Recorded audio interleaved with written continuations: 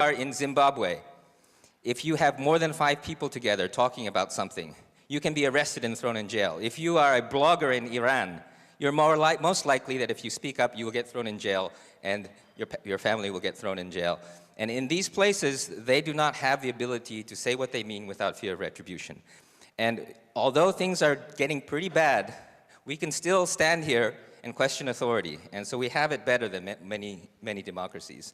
But this is one of the key things that we have to preserve, because it's the competition of ideas that allows change. And I'm quite optimistic about democracy in a way, because I think that if you win the argument, you can change things. And people can disagree with me on that, but I think the most important thing is to have an argument and to be able to win and allow the good ideas to come up. One of the bad ideas, which people keep talking about, is free markets. People always kind of say, well, if we just made free markets, we made open markets. I think that a lot of the people who are anti-globalization haven't focused on the key points about what's dangerous about globalization. One of the dangerous things about globalization is free markets sounds like a good idea. But the problem is free markets allow monopolies to exist, right? And traditionally, or not traditionally, the government is supposed to keep the monopolies in check. There's supposed to be fair trade commissions. There are supposed to be many ways to dismantle monopolies. Well, they don't work anymore. If you look at all of the big democracies in the world, they're controlled by lobbies that are controlled by monopolies, and power aggregates. And one of the problems is that when we designed the democracies early on, like the American Republican democracy or like some of the direct democracies, we didn't anticipate how much power that a monopoly could get in the information age and how big they could get. And we didn't anticipate that companies would take the personalities of individuals. And so we don't have a very good design to deal with monopolies. But they can and have been flipped over in the past, but the current monopolies are getting stronger and stronger. And so one of the things you have to focus on is the fact that the free market doesn't help you with monopolies. I'm a proponent of the free market, but the monopoly is just the anomaly that you have to think about a lot. The other important thing, which is very obvious, but something that you have to talk about, and since we're talking about privacy, is that the correct balance is transparency of those who have authority and privacy of citizens. The problem is that the natural tendency, the law of physics of power, is that people in power want secrecy, and they would like their subjects to be transparent. And it always goes this way. There's no reason it shouldn't go this way. And if you were in power and you had all the special privilege, of course you would want your secrecy, right? And I think that one of the things you have to understand is that it's not that they're evil, it's not that they're some scheming conspiracy, it's just rational. If I'm George Bush and I want to push through a bunch of things, I'm going to try to do it as secretly as possible and put in bills that are, it's just a normal thing. And so we have to think about, how do you hack a system which natural tendency is towards more power aggregation and more secrecy and transparency for those who don't have power. One of my friends is a Chinese guy, and his dad told me, money is lonely. It likes to go where other money is. And it's the same with power. It's just like a law of physics. It doesn't have ethics. It's just the way it is. And I think this is something you have to think about, because what the information age and the internet and all these other things is doing is it's increasing the ability and lowering the friction for power aggregation. It doesn't change the fundamental dynamics that have been around for a long time. This is a strong statement, and I feel quite strongly about this. I think that voice is more important than votes. Okay? So back when you didn't have a lot of information, and you would vote. And most of the votes were you voted with your family, you voted with your company. But you know, like Arnold Schwarzenegger in California is like a vote button on your TV. It doesn't matter that people got to vote if they don't have any information, right? The whole point is that if you win the argument in public, in the media, when America went to war with Iraq, more than half of the Americans thought that 9/11 terrorism was caused by Iraq. Now, so it doesn't matter that they can vote if they don't know the truth, right? And so I think that's what's really important right now is to provide everyone with a voice. And the other thing about voice, this is something that I find on blogs, is that people start writing on my blog, and it's like when you're in class, if you're sitting and you're listening and you know somebody's going to call on you, you listen harder. Or if you know you have to explain this book that you're reading to somebody else, you read it more carefully. And giving people voice also switches on their brain, right? And I think that this is important not just in developed nations, but also in developing nations. And to me, and give you another example, ICANN board. You think that voting is really important? Well, everybody votes the way that they're convinced by the non-voting liaisons, right? So if the guy from IETF is sitting on the board, John Clenson, he gives an eloquent speech about why this is too risky or that's too risky. Well, everybody votes that way, right? The chairman of the Federal Reserve Bank always votes with a majority. Voting is a process, and yes, it is important for and you go talk to the Wikipedia guys. Voting is a last choice. It's only when there's no other choice. Whenever they can, they try to reach consensus. And with the internet and with a lot of these new tools that we have, we can try to reach consensus more and more. So I think that the key is to provide voice, and in the same way, you know, I know you have a lot of hate speech issues. People have a lot of hate speech issues. I would much rather argue with those people who have hate speech and beat them up in public than to censor them. Because when you start censoring them, it gives them an excuse. You know, putting Al-Manara, the Hezbollah channel, on the terrorist list by the United States, this is the stupidest thing you can do because now they have an excuse. Another thing, I'm going to talk about privacy for a second, because I think that a lot of people think that privacy is about some kind of personal vulnerability.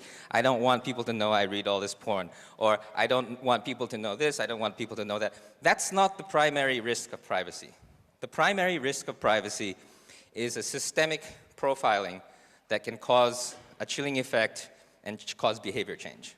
And so what I mean by profiling is, I'll use some Japanese examples. I'm sure there's some examples in Germany. There's a left-wing newspaper called Akahata. And if you are a subscriber of the left-wing newspaper, you're on a list. And you can't get a job in a big public company, and you can never be promoted above certain ranks in certain companies. If your father was an Akahata subscriber, you can never become a public prosecutor or a judge. Okay? And they sometimes do this for grandchildren. And so this list goes around. It's a common practice. Same thing if your arrest record, even if you weren't convicted or tried or charged, if you're arrested, you are on the arrest list. And so when somebody's trying to hire you or somebody's trying to marry you, they get this thing that says, oh, well, this guy's been arrested.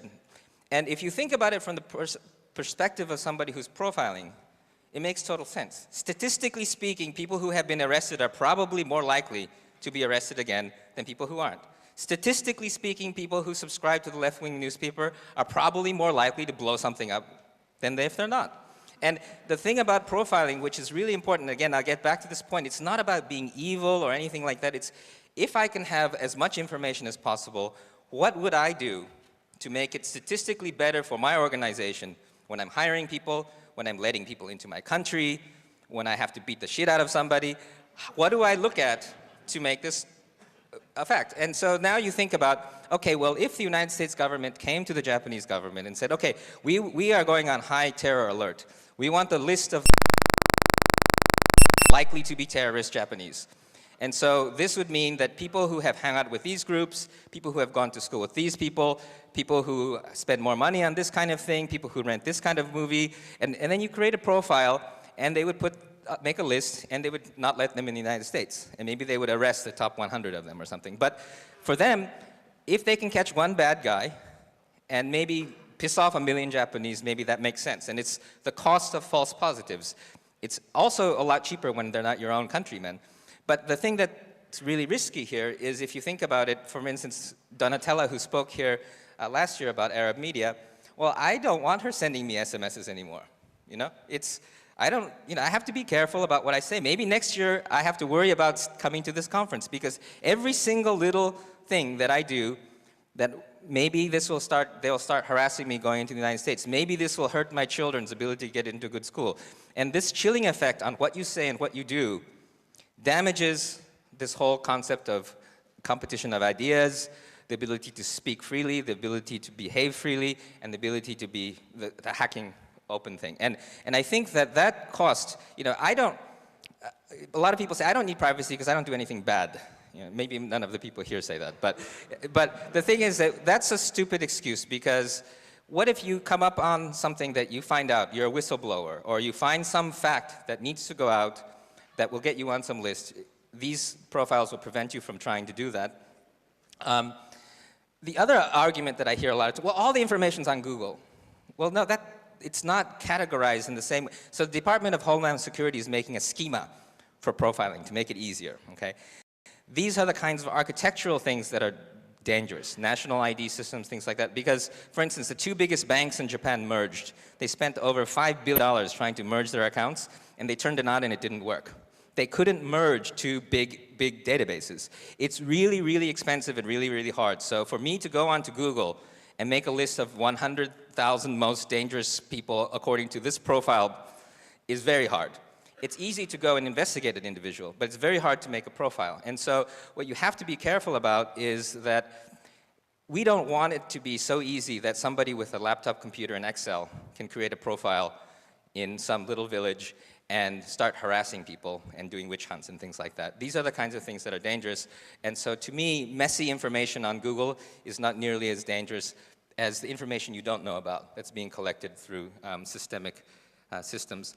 And one last thing is, I know there's a session on the EU Data Privacy Act. This is something you really need to think about because a lot of the core principles of the EU Data Privacy Act were back in the mainframe days when the data was just sitting there in this hard disk and there were no copies anywhere. So you can say, you have control of your data, you can erase it.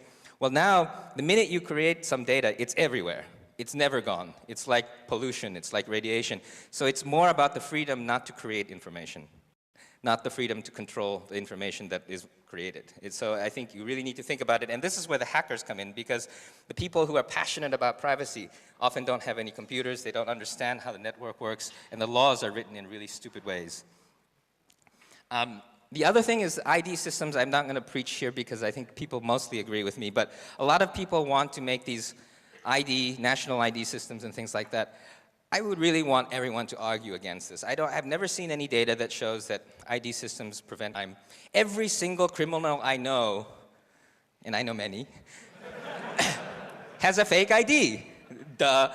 And they also talk about profiling and going on airplanes. Well, I think Bruce Schneier wrote about this. Well, if I am a terrorist, first of all, I have a fake ID. The second thing is I would go on the plane once without a bomb. If I don't get flagged, I try it again. When I'm comfortable that my profile is not matched and my ID is good, then I carry a bomb, right? This is much more secure from the terrorist perspective than the old days where they kind of like checked you out and you weren't sure what kind of guy you were going to get.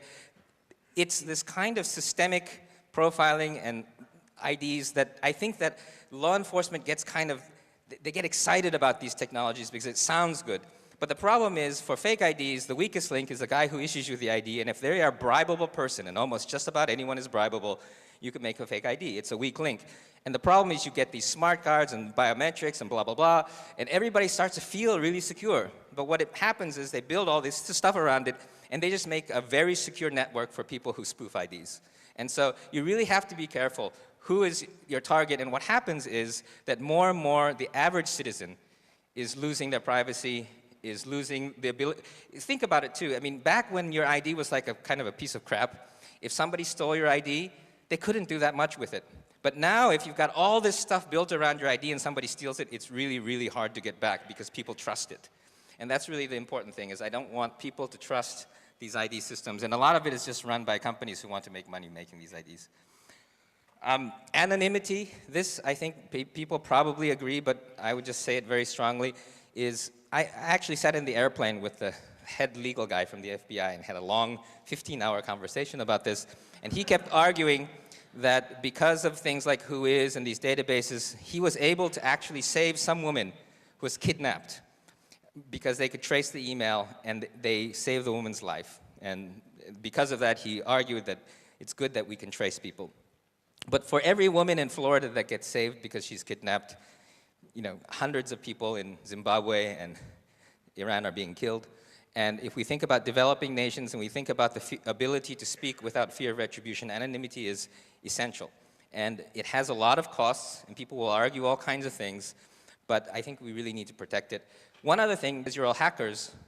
I bet everyone here knows how to be anonymous no matter what kind of technology they make. Right now you can spoof your MAC address, you can do whatever you want. So anyone who has enough money can be anonymous anyway. It's like my ID thing. And so what you're going to get is going to get the lame people who don't know how to be anonymous, the average citizens who are fighting for their human rights, but you won't get the professional terrorists and the professional criminals. They will always be anonymous. And so that's the other thing, is it actually doesn't really work, technically. That's a hard argument to make. I was arguing with an American senator the other day, and to him, he just said, no. He shook his finger at me and he said, the days of the lawless internet are over. And he was really passionate about it. And